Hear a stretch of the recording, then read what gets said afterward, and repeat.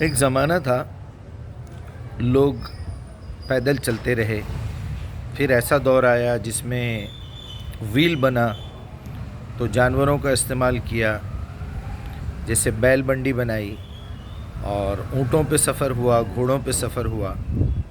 پھر ایک دور آیا جس میں یوں سمجھ لیجئے کہ سائیکل بنی، پھر دور آیا پیٹرول ایجاد ہوا، پھر موٹر سائیکلز بنی۔ ایسا زمانہ ترقی کرتا رہا۔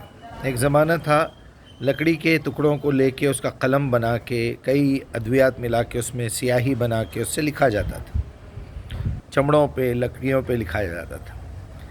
اگر کسی دور میں چمڑوں پہ یا لکڑی کے تختیوں پہ لکھا گیا ہے اور آج آپ قلم سے وہ چیزیں لکھ رہے ہیں تو یہ کوئی بدعت تو نہیں ہوئی نا، یہ کوئی گستاخی تو نہیں ہوئی رسول کے ساتھ کہ نہیں جی آج لوگوں نے رسول اللہ کی جو ہے سنت کو چھوڑ دیا۔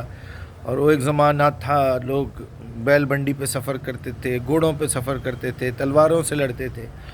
یہاں بیٹھے بیٹھے مکھیوں اور مچھروں کو روبوٹ بنا کے ڈرون بنا کے اس میں زہر ڈال کے ایک پرٹیکولرلی کسی ایک شخص کو مچھر کاٹے گا، مکھی جا کے بیٹھے گی اور وہ شخص مر جائے گا۔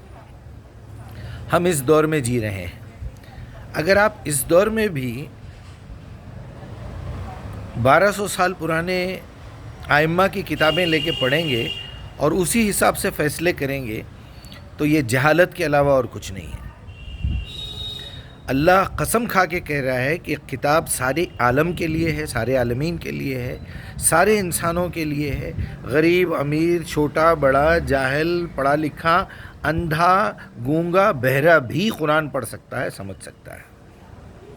جب اتنی بڑی بات اللہ نے کہی ہے کہ محفوظ ہے، مکمل ہے، ایک چھوٹی سی عقل میں بھی یہ بات پتہ نہیں کیسے، یعنی یہ لوگ بڑے بڑے لوگ ہو کے ٹائم ویسٹ کرے امت کا، تفسیریں لکھ رہے ہیں، اپنے خیالات کا اظہار کر رہے ہیں، یہ میری رائے ہے۔ آپ ہوتے کون جناب رائے دینے والے اللہ کی کتاب پہ؟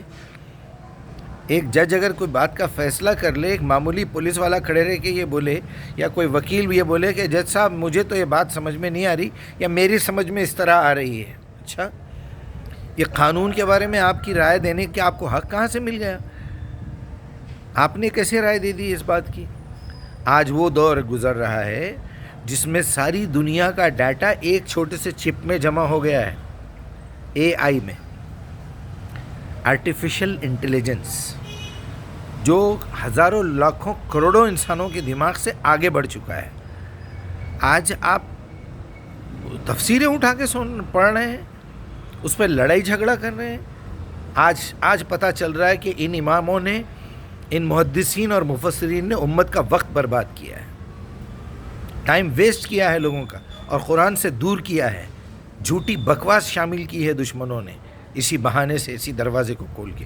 کوئی امام بخاری کے نام پہ کچھ لکھ رہا ہے، کوئی امام ابو حنیفہ شافعی مالکی حنبلی کے نام پہ کچھ لکھ رہا ہے، کوئی صحت ستہ کے نام پہ کچھ لکھ رہا ہے۔ پبلک بیوقوف بن رہی ہے۔ پبلک کو یہ بھی تمیز نہیں ہے کہ ایک موبائل اٹھا کے جب وہ کوئی ویڈیو دیکھ رہا ہے تو اس سے مجھے حاصل کیا ہو رہا ہے۔ کسی کو اس بات کا شعور نہیں ہے۔ کیوں؟ کیونکہ ہم کو عادت ڈالی گئی ہے غلامی کی۔ نہیں بھئی محنت تو ہم سے ہوتی نہیں، اب لہٰذا چلو کسی کا بنایا ہوا وہ اس میں زہر ملا ہوا ہو، اس میں غلاظت ملی ہوئی ہو، بس ان کو بھیک مل جائے کہیں سے۔ اچھا اس کے پیچھے بھی تو محنت ہو رہی ہے نا، اس کے پیچھے تمہاری زندگی برباد ہو رہی ہے، تمہارے عقائد بگڑ رہے ہیں، تمہارے اعمال بگڑ رہے ہیں، تم رات دن نشے میں مبتلا ہو، تم جوا کھیلتے ہو، تم جھوٹ بولتے ہو، تم وعدہ خلافی کرتے ہو، تم غیبت کرتے ہو، تم تہمتیں لگاتے ہو لوگوں پہ، بے حیائی میں مبتلا ہو، حرام حلال کی کوئی تمیز نہیں رہی۔ انٹرنیشنل لیول پہ امت کا ستیہ ناسا کر کے رکھ دیا ان لوگوں نے، محض ان جھوٹی عادتوں کی وجہ سے یا جھوٹی روایتوں پہ عمل کرنے کی وجہ سے۔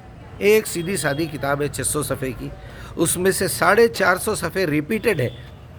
اگر آپ صحیح طریقے سے ایمانداری سے پوری قرآن کو لکھیں، اس کے الفاظ کو کاؤنٹ کریں اور دیکھیے تو آپ کو لگے گا کہ 25-26% جو ہے قرآن اوریجنل ہے، باقی تو اس کا ریپیٹیشن ہے۔ ایسی کون سی مشکل کتاب ہے؟ چوتھی پانچویں جماعت کا بچہ جو کتابیں پڑھتا ہے اسکول میں، وہ اس سے زیادہ مشکل ہے، قرآن سے زیادہ مشکل ہے۔ قرآن کو مشکل بنا کے رکھ دیا۔ کوئی نالائق بیٹھ کے کہتا ہے ترجمہ مت پڑھو، دوسرا نالائق کہتا ہے تفسیر مت پڑھو۔ یعنی بس آنکھیں بند کرو اور رٹا مارتے رہو ان کے پیچھے جہالت. یہ کاروباری لوگ ہیں, یہ دھندا چلا رہے ہیں اپنا. آپ لوگ بچیے. اگر آپ سیدھے سادے ایک انسان ہیں, چلیے, یا آدمی ہے, آپ کو انسان بننا ہے, مسلمان بننا ہے, کیونکہ اسلام قبول کرے یا انسانیت قبول کرے, بات ایک ہی ہے. اسلام بیسیکلی آپ کو انسانیت سکھانے آیا ہے کہ تم حیوانوں جیسی حرکتیں مت کرو, تم بکرے نہیں ہو جو کسی کے پیچھے چل رہے ہو, عقل دی ہے اللہ نے. بس یہی بات کہنی تھی آج. اللہ آپ لوگوں کو بچا کے رکھے ان شیاطین اور مولویوں سے اور ان ٹائم پاس جماعتوں سے, فرقوں سے. یہ آپ کی زندگی بھی برباد کریں گے, آپ کی آخرت بھی برباد کریں گے, آپ کی آنے والی نسلیں برباد ہوں گی. اللہ محفوظ رکھے. ہمیں کسی کی ضرورت نہیں ہے, کوئی عالم, کوئی فاضل, کوئی مفتی, کوئی امام, کوئی فلاں عالم, فاضل, کامل, جاہل. آخری میں جاہل کا ہی مرتبہ آتا ہے. اللہ بچائے آپ لوگوں کو. السلام علیکم ورحمۃ اللہ.